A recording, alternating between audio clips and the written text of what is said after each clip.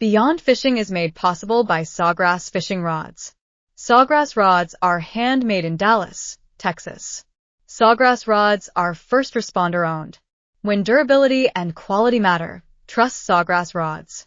Go to sawgrassrods.com for more information.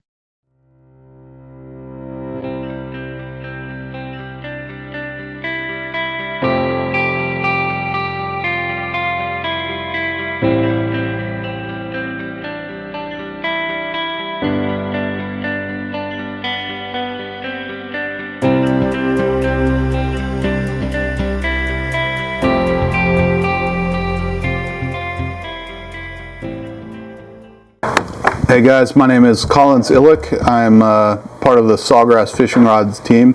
I'm here with Lieutenant Mike, and we're going to start a little podcast. We haven't determined the name yet, but the intent is really to have informal conversations about fishing. The more ridiculous the topic, the better. If you have any topics that you want us to cover, feel free to text me or email me. 469-233-2356. What do you think? Yeah, sounds great. I really hope you guys like it, and I look forward to hearing from you. Thanks. We're ready. We're rolling. Excellent. We're live. So, what is the advantage of fly fishing versus conventional fishing? It's a conversation we have a lot because there aren't a lot of all-tackle brands that make legitimate conventional rods, and I even think that word is insulting. Like, I like to call them gear rods. Like, why are you calling a fisherman conventional? You know, it's like, it's a weird thing to me. You should fish how you want to fish. But anyway, there aren't a lot of brands that do what we do, which is full line of gear rods, casting and spinning, and then have fly available, and especially in a competent manner. There are a few people that try, but not many succeed. Anyway, we were chatting earlier about why you would pick a fly rod versus a conventional rod, gear rod, and it's an interesting question because you, primarily a gear fisherman, you would likely say, as you and I have discussed over the countless hours we've been in a truck together, that you would never pick up a fly rod. What's the advantage of a fly rod versus a bait caster? So for me, I think it's my level of comfort. My dad learned how to gear fish from his grandfather and so on down the line. That's how I learned how to fish. And the first time that I went fly fishing was, 5-6 years ago in Colorado, and I literally didn't know what I was doing. I know I've told the story 100 times, but I went to Tailwaters off of in Dallas, and I'm like, I don't know what I'm doing. And I think it was like $200. They got me, I think it was a TFO rod reel combo. They got me some flies. We went in the backyard, taught me how to throw, watched some YouTube videos. I know just enough to get myself hurt. I go up to Breckenridge, Colorado. We hit a public access point on the river. I 100% understand now why folks wear waders. Yeah. Sorry, like the Magellan, snow melts cold. Yeah. The Magellan waders just don't fit me, and I'm not spending $800 on Simms waders for something I'm going to use once a year. But needless to say, I was able to get it done, and I ended up catching like a 24-inch brown trout. I didn't know what I was doing. I just picked it up like, oh, this is cool. And some guy's like, that's a trophy brown. I'm like, oh, this is neat. And it really wasn't until hanging out with you on one of the happy hour nights that I actually started practicing like the correct way to throw a fly rod. I would say my level of comfort is getting better with fly rods, but my whole life, I'm talking 95% of my whole life has been gear rods. So one of the things that I think people pigeonhole fly fishing with is it's a cold water fishery deal. They think trout primarily, right? And as an angler, we all, with a little bit of research, we all know that's not accurate at all. I mean, you can catch billfish, you can catch, I can only think of a handful of fish off the top of my head that you really couldn't target with a fly rod versus a gear rod if you were fishing appropriately. What I'm interested in is the conversation you and I had a couple days ago about why you would pick a fly rod versus a gear rod. And the first answer absolutely is you should, your fishing is your leisure time and your leisure money, regardless of how you fish. Doesn't matter if you're catfishing on a bank or if you're on a $7 million sport fisher. It's your leisure time, leisure money for you. So you're really only accountable to yourself and your family as to how you fish. So if you prefer a spinning rod, if you prefer a bait casting rod, if you prefer a fly rod, you should fish that way and feel no guilt about it. But there are elements of fly fishing that make it more efficient than bait casting or spin fishing. And one instance I can think of, well, I can think of two real quickly that are very, very similar, would be fishing for bedding fish or fish sight casting. Because if I make a bait cast, if I make a cast with a topwater lure, a jig, a Texas rig, whatever, it's out there. And if I'm, let's say I am fishing for a bedding fish and it's, the bed is a quarter the size of this table, that's the only portion of that cast I'm fishing, right? So Texas rig, bedding fish, jig fishing, bedding fish. I'm on that bed 5% of my cast, right? Bring it in. After it's off that bed, I got to bring it all the way in before I can recast. With a fly rod, I can make a cast to that bed, take it off that bed, make a cast right back to that bed. I never have to bring it all the way in. It can be a more efficient way to fish, and that's where I think that people get, why would I fly fish? Why would I fish less efficiently? Why would I learn a new skill? Well, there are elements of it. Again, only accountable to yourself. You should only do what you want to do on the water, but there are elements of it that do make it a more efficient fishery. Another one would be shallow water sight casting, right? It doesn't matter if it's carp, doesn't matter if it's bass, doesn't matter if it's redfish, doesn't matter if it's trout, but I throw, pick a lure, Johnson Minnow Silver Spoon out there that's caught more fish than any other artificial lure in the world. I miss that fish changes trajectory, changes course, whatever. I got to reel that all the way back in and hope that I still have time to redirect my cast. Happens with the fly rod, I got 40 feet of line out, that fish changes direction, I can pick that 40 feet up and delicately present it back down on a intercepting course. I mean, to me, as an angler, I love throwing a fly rod, so it's, you know, I'm a little jaded relative to that, but I also love throwing a bait caster, and for whatever reason, I have the most trouble with a spinning rod. But it's, I think that it's really important that people as a whole, when they're spending time on the water, they think about enjoyment rather than results. And I sure as hell, one of my least favorite elements of fishing is when someone disparages another guy. You know, whether it's a trout fisherman throwing a spinning rod on a traditional fly fishing river, or vice versa. It's like, why do you give a fuck? Mm-hmm. You know, especially if the guy's fishing wrong, you're just going to catch fish and he's not going to catch fish. You know, I agree with you there. I think a lot of people, you know, like I have a YouTube channel. Okay, granted it's not very good, but I don't do a whole lot of. You say YouTube or OnlyFans? Well, I'm really hoping the OnlyFans takes off. Okay, good. Okay. Send me the link. Yeah. Mm-hmm. Some really good stuff.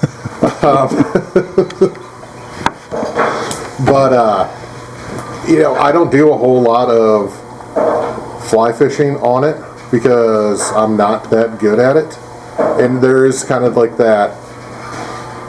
I think a lot of times folks are afraid, like, I'm going to get called out because I suck at this. But think about what we're doing right now.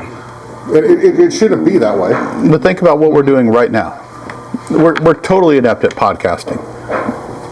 We're trying it. But here we are. You know, like, I mean, there's only one way to get good. Yeah. And again, that goes back to disparaging other anglers. Like, Yeah. fuck those guys that do that. There's exactly. no reason for that. But I hear what you're saying. It's uncomfortable, and especially if you don't have a lot of time and you're like, I'm comfortable with a spinning rod. Why would I waste my time learning another skill? Mm-hmm. And I will just say this about your YouTube channel.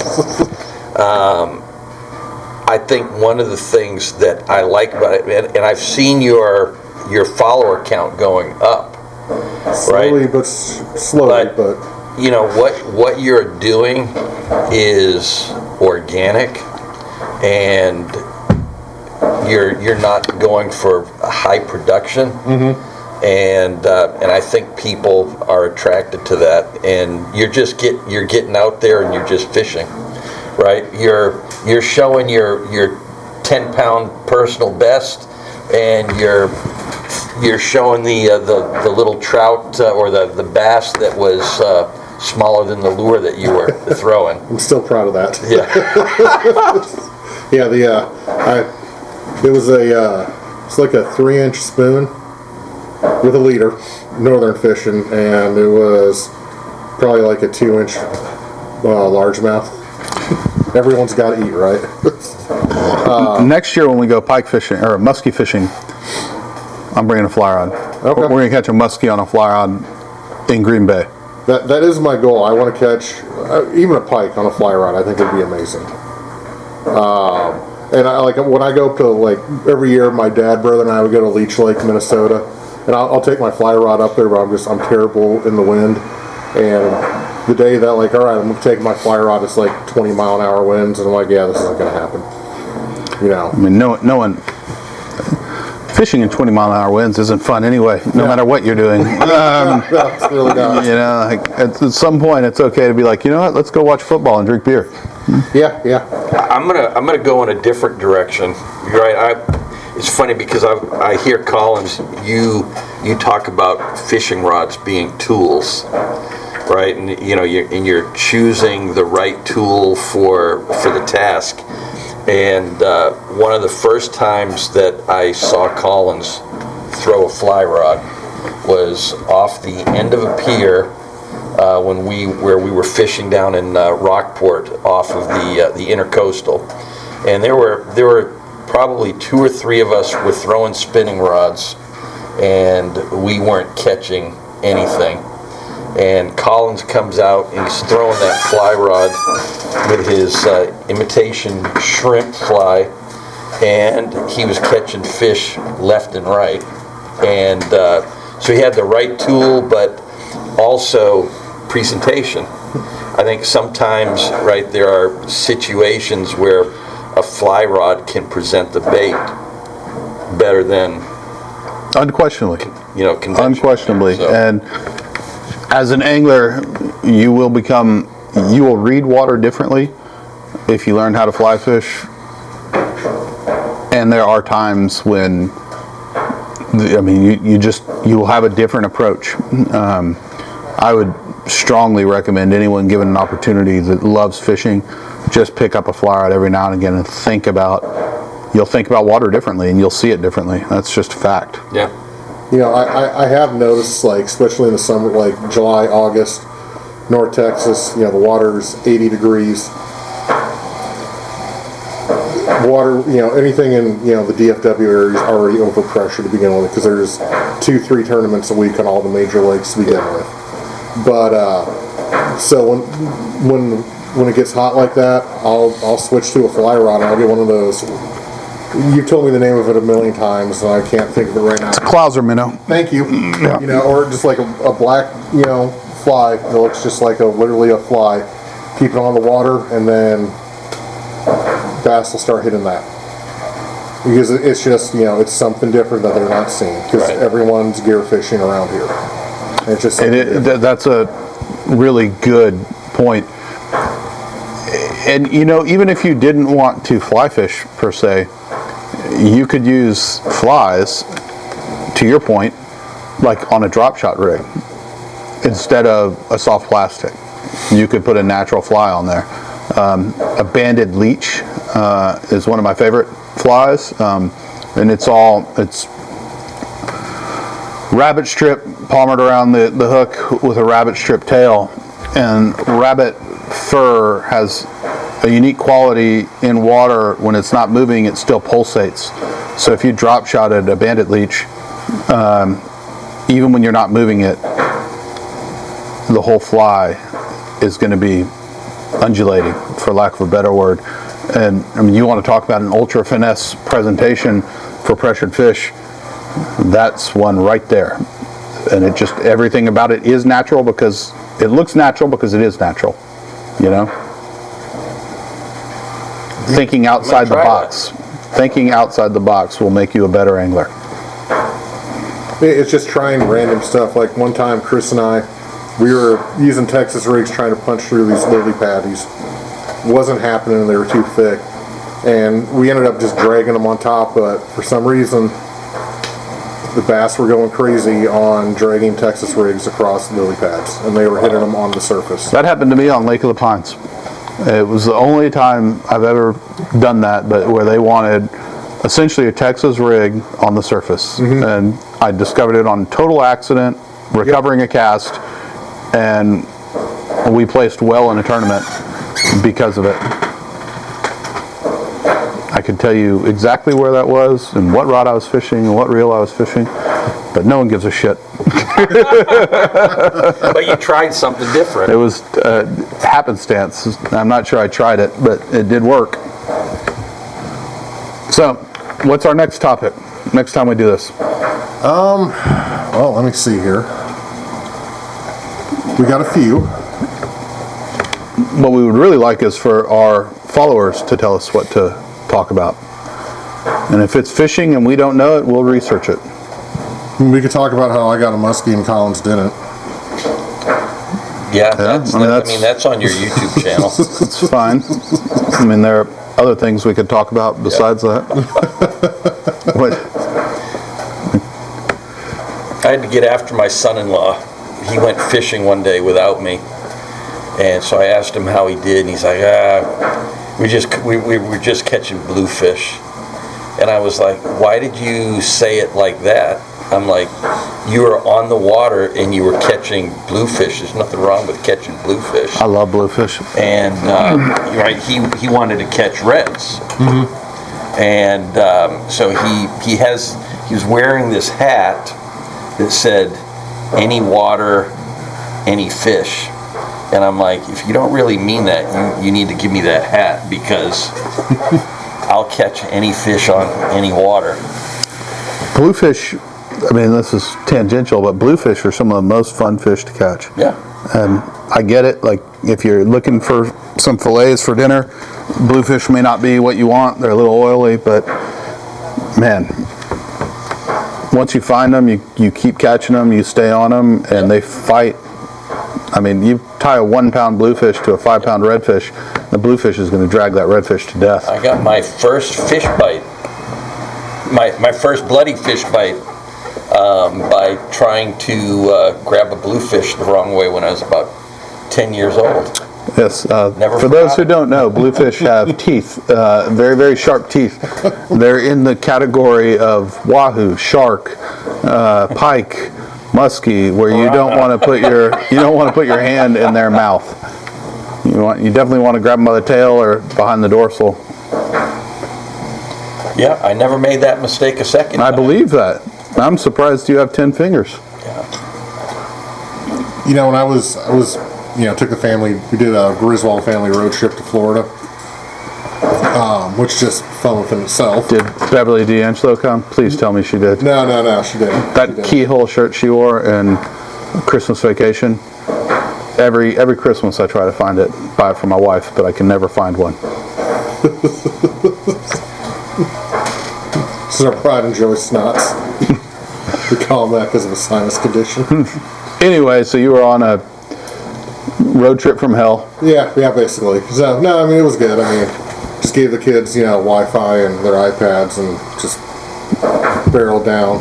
Only got stopped once in Mississippi, so it was okay. Anyway, so you know, or I'm on some jetty just fishing, you know, and I don't know what I'm doing with saltwater. I'm just making this up as I go, right? But I caught some fish, you know, it was fun. And this guy, he had his girlfriend and another friend there, and you can tell like he's not fishing, like he doesn't know how to fish, right? But it's clear that she wants to go fishing, so he's, lack of a better term, he's just doing this trying to get laid, right? Hey, nothing wrong with that, right? But you know, he's not catching anything, and he's, you know, hey, you know, could you help me out here? And you know, so got him some, you know, correct, you know, tackle, got him some bait, stuff like that, started catching fish. But you know, I just thought the whole thing was cool that, like, you know what, you're out, you're not playing video games, you're not on the computer, you're just outdoors, you're trying to fish, you're trying something new. Yep. I would like to rewind. We've already gone through this, but per IGFA rules, when you touch the leader, the fish is considered a caught fish. And my muskie, we touched the leader, and the guide knocked the bait out when he was netting it. So, Was it though? yes. Okay, I gotta watch the video again. How often do you watch the video of me fighting my muskie that got off at the Oh, boat? you mean the one that you almost got thrown out of the boat with? That's true. I almost lost the rod. I did almost lose the I rod. think for a minute you were going over, Well, I've done dumber shit. but I knew experience would prevail, so. I've done dumber shit. I shouldn't really talk too much shit because, like, me and Rico are like casting cast after cast after cast, and Colin just grabs the rod first cast, he gets hooked. Muskie, the fish of one cast. Yeah. I thought it was interesting the way the guide obviously had side scan, right? Yep. Yep. Forward-facing sonar. Yeah. And I don't know that I actually saw him turn it, but he would tell you where to cast, right? 2 o'clock, and you'd throw it, and he'd slow it down, speed it up. I mean, you could watch the fish react. Yeah. On his graph. He probably had, what, 40 grand in life scope alone? Probably. Yeah. And he said that was like middle of the road life scope. Wow. So I have 2 Lowrance HTS 12s on my boat. And if anybody talks to my wife, what I want for Christmas is forward-facing sonar. All right. Well, she's still in one of our threads, so Yes. we dropped some hints in there. All right. So we're doing this next week. Yeah, we can do it next week. Some of the issues I have is conservation, different tactics. What about why sport fishing is a conservation movement? You know, okay, so I'll use like Lake Wilson, Minnesota. Okay, pretend like you know where that is. Sure. My grandparents live in Chandler, just south. Did they name it after that volleyball in Castaway? Maybe. Okay. Maybe. If the book was wrote in like 1912. I don't think that the Tom Hanks movie Castaway was written in 1912. Okay, that's when the town was founded. But anyway, it's got like maybe a 40-acre lake, okay? And, you know, it's got walleye, pike, some largemouth, smallmouth, stuff like that, right? Fishing has notoriously, lack of a better term, sucked. And then this year when we were up there, like, fishing was on, and you would have thought there was a fishing tournament there every single weekend because some kids caught, 38-inch pike, and then an 8-pound walleye, and then a 10-pound walleye, and of course the Edgerton Enterprise, the local newspaper up there, they post that stuff in the newspaper. And walleye and pike fishing, like, it's acceptable, like, you keep them to eat them, right? And walleye tastes good, pike tastes good too. It's not like bass fishing where if you take a bass, you're like, oh, you're an asshole, you're going to hell, right? Like, it's acceptable. The only problem though is that small of a lake cannot sustain every swinging dick going up there and taking their state limit of fish. And now, come July, that lake was dead.